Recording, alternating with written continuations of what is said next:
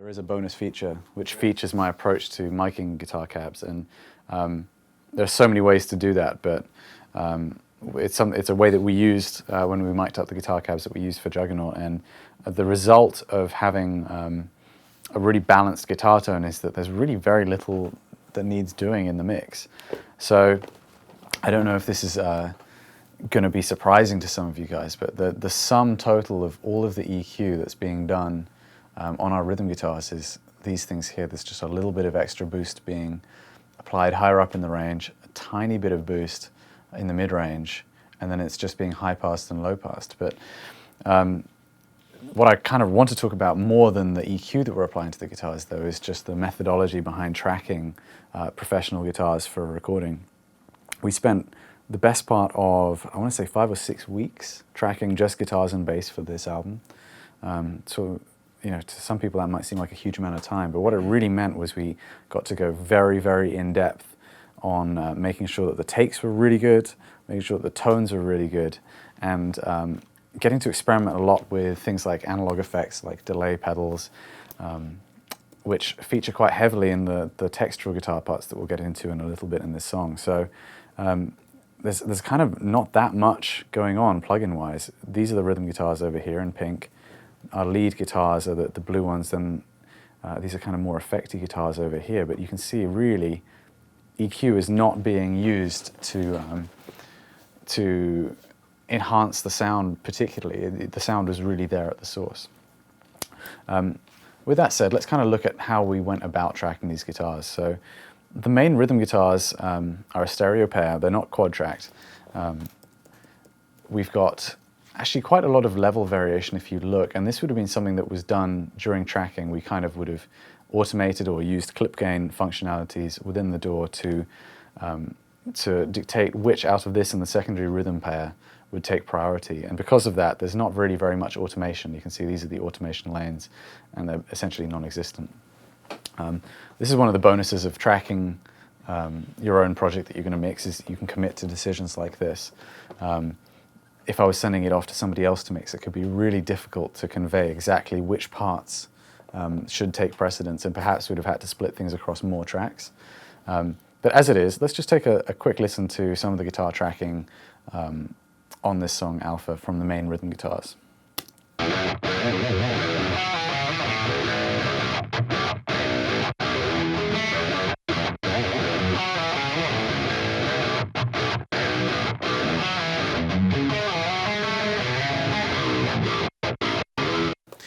Let's find like a different style of riff, perhaps. Right, that's just kind of an octave part. How about...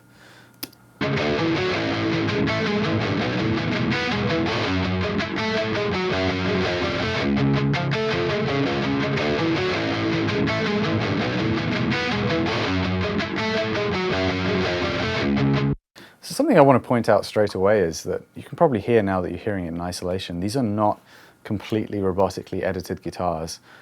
These are all played guitar parts, and while we did use editing to neaten up some things or perhaps punch parts in that would reduce the amount of time it takes to get from one area of the fretboard to another, reduce the amount of noise that's in there, we weren't aiming for that kind of almost Guitar Pro-esque sound that you hear in a lot of modern metal records these days, and that's not an aesthetic that I like in my productions. I like to hear things like this, the kind of string noise that you can hear in the intro riff, in the gaps, like it's not just cut completely dead silent. You can hear a bit of variation between the left and right guitars in terms of timing on the more delicate stuff. The main thing though is the tuning is, well, not the main thing. To me, the main thing that I'm listening for is how well in tune things are. That was one of the things that really took a huge amount of time when we were tracking these songs, was ensuring that everything through all of the guitar layers, like if we take this part here, for example, there are 7 guitars playing between the delay lead, 2 rhythm guitar layers, and then 4 rhythm guitars underneath that. Tuning starts to become a really huge aspect that you have to contend with. Nothing is going to make guitar tracking, or in fact any aspect of a mix, sound more amateur than having super out of tune guitars. So when we listen to these guitars, you might well hear imperfections, and that's completely fine with me. Going from our previous album, which was still kind of in this vein, but perhaps a little bit more edited, just down to the decision making with the producer we were using at the time. This is really more of a more organic approach to tracking, and hopefully you guys can appreciate the slight difference in sound that you get when you do that compared with the super hard edited guitar tracking that you might hear. So I'm not going to be talking about quantizing guitars or using Beat Detective to time align DIs or any of those more advanced techniques that some guys like to use when they're tracking guitars. It really just comes down to playing the riff a lot of times and finding creative ways sometimes of muting the strings that aren't being played to ensure that they're not ringing out over what you're trying to play. Sometimes that involves getting a second player involved to kind of use their fingers to mute things, but we try to do it as live as we can. And it can be fun and games in the studio sometimes.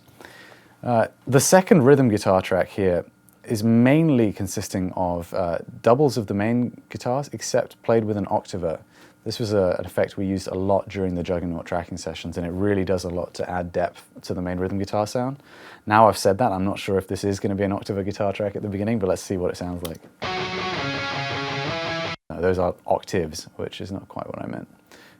Let me find somewhere that has some octaver going on.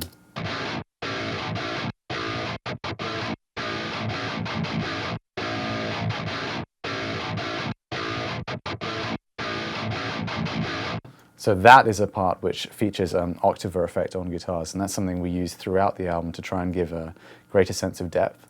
If you listen to all four of these guitars together now, hopefully you'll hear the effect of the extra octave being added on the secondary rhythm guitar pair there.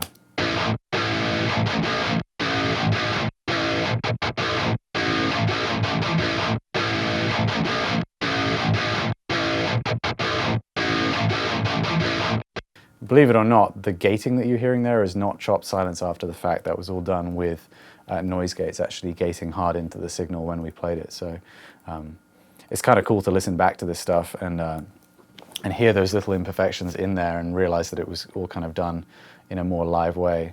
It's certainly the way that I like to track whenever I can. So along with our main guitar pairs that we've got going on, for example, in the first riff, you heard just a little bit of like octave layers that are supporting the main riff. We have some kind of more complex layering of guitars going on perhaps in this section.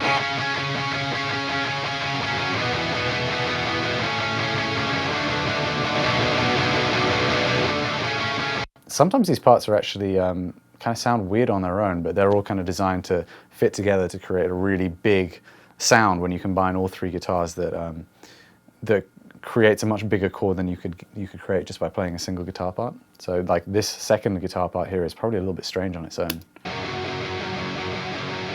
No, not that one.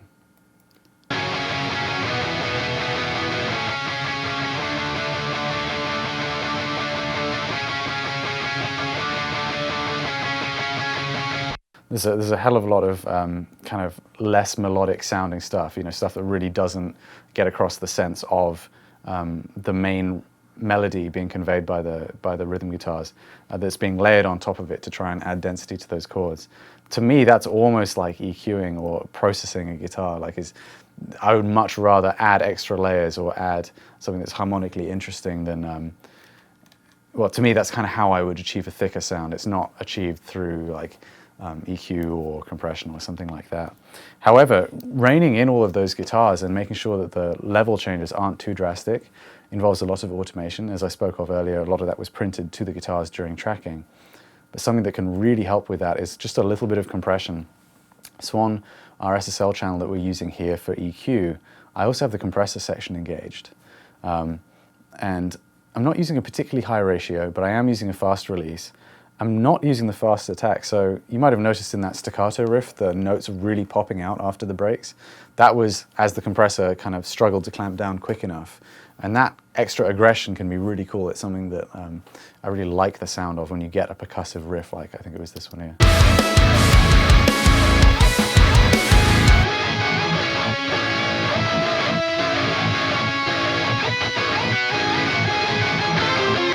It's very little compression though. You can see the 3 dB light is only just lighting up every now and then.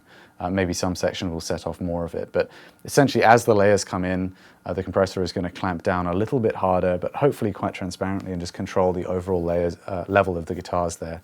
Otherwise it can get out of control really quite quickly. I do occasionally, although I didn't on this session, use a multi-band compressor in a similar way to how we used it on the bass guitar to maintain a fairly even low end when you're moving from palm mutes to open notes. If you were to try and EQ out the frequencies that really boom when you palm mute, you might end up with a very thin guitar sound. Again, that's a kind of Andy Sneap guitar trick that's been kind of floating around on message boards for a huge amount of time.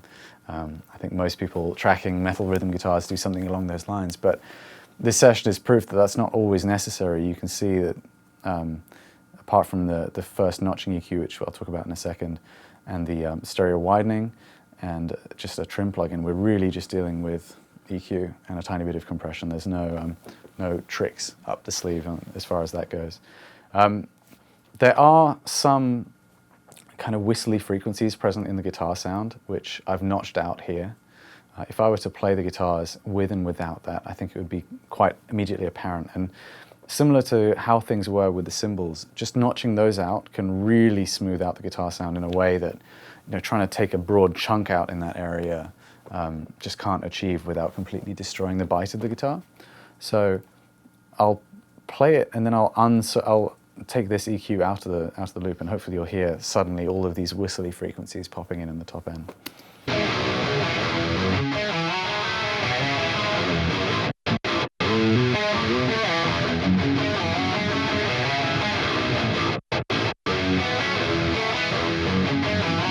So you can hopefully hear that's quite a drastic difference. Now those whistly frequencies are generally produced by the speaker and also by the microphones. It's not really something you can avoid. Even the most professionally recorded guitar tones that I've received have often had those kind of frequencies there. Perhaps on a clean sound or on something with less overdrive it wouldn't be so abrasive, but when you're dealing with high gain guitars, those frequencies are just a constant whistle on top of it.